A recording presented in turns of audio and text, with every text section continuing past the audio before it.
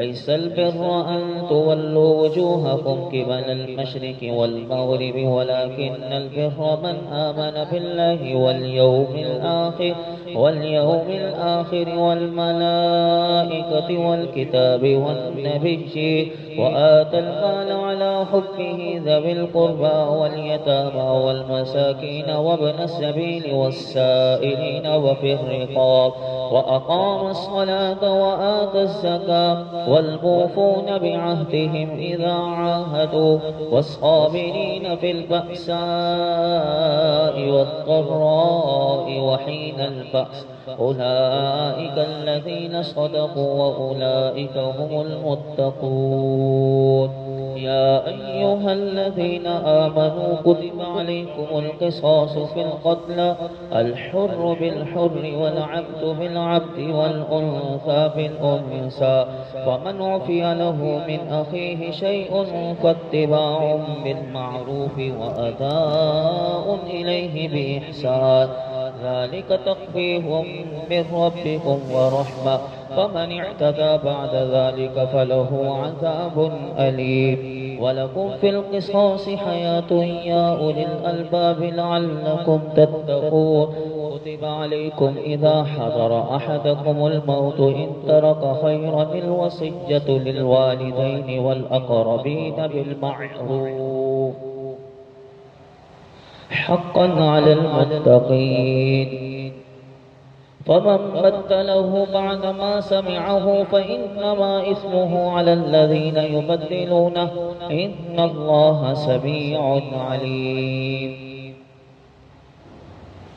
فمن خاف من موص جنفا أو إثما فأصلح بينهم فلا إثم عليه إن الله غفور رحيم. يا أيها الذين آمنوا كتب عليكم الصيام كما كتب على الذين من قبلكم لعلكم تتقون أياما معدودات فمن كان منكم مريضا أو على سفر فعدة من أيام أخر وعلى الذين يطيقونه فدية طعام مسكين فمن تطوع خيرا فهو خير له وأن تصوموا خير لكم إن كنتم تعلمون. شهر رمضان الذي أنزل فيه القرآن هدى للناس وبينات من الهدى والفرقان ومن شهد منكم الشهر فليصم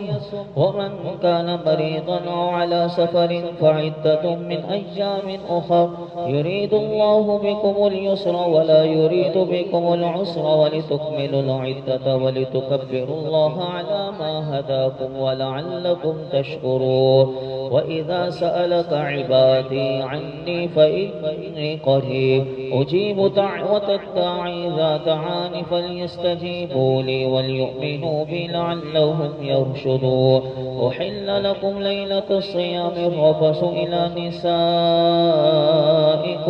هن لباس لكم وأنتم لباس لهن علم الله أنكم كنتم تختانون أنفسكم فتاب عليكم وعفى عنكم فالآن باشروهن وابتغوا ما كتب الله لكم وكلوا واشربوا حتى يتبين لكم الخيط الأبيض من الخيط الأسود من الفجر ثم أتموا الصيام إلى الليل ولا تباشروهن وأنتم عاكفون في المساجد تلك حدود الله فلا تقربوها كذلك يبين الله آياته للناس لعلهم يتقون.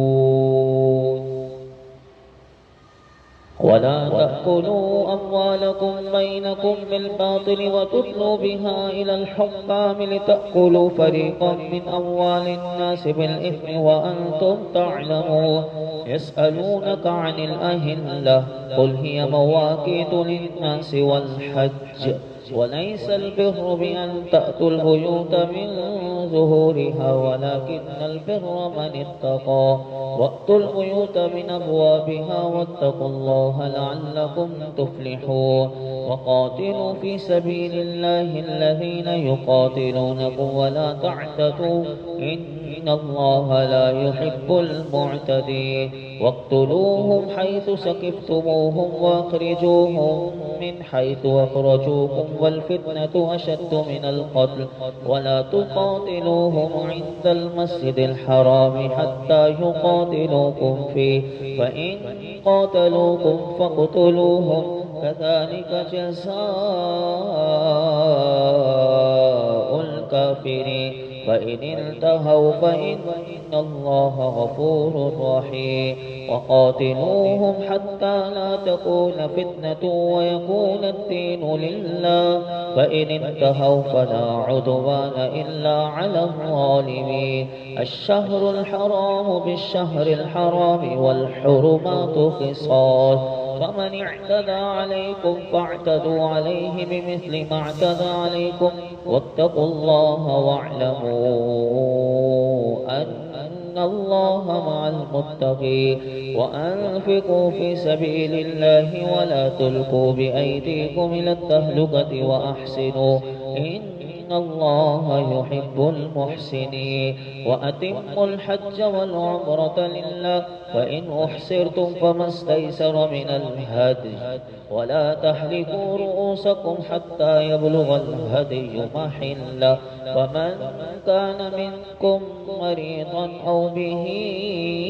أذى من رأسه ففدية من صيام أو صدقة أو نسك فإذا أمنتم فمن تمتع بالعمرة إلى الحج فما استيسر من الهدي فمن لم يجد فصيام 3 أيام في الحج و7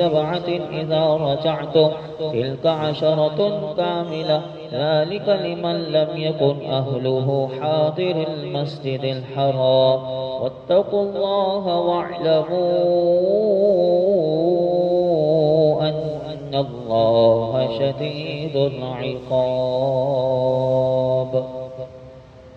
الحج أشهر معلومات فمن فرض فيهن الحج فلا رفث ولا فسوق ولا جدال في الحج وما تفعلوا من خير يعلمه الله وتزودوا فإن خير الزاد التقوى واتقون يا أولي الألباب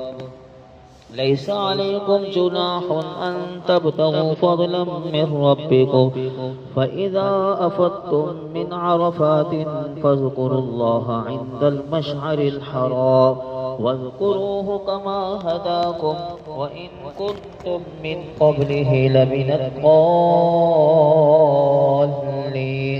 ثم أفيدوا من حيث أفاض الناس واستغفروا الله إن الله غفور رحيم فإذا قضيتم مناسككم فاذكروا الله كذكركم آباءكم أو أشد ذكرا فمن الناس من يقول ربنا آتنا في الدنيا وما له في الآخرة من خلاق ومنهم من يقول ربنا آتنا في الدنيا حسنة وفي الآخرة حسنة وقنا عذاب النار أولئك لهم نصيب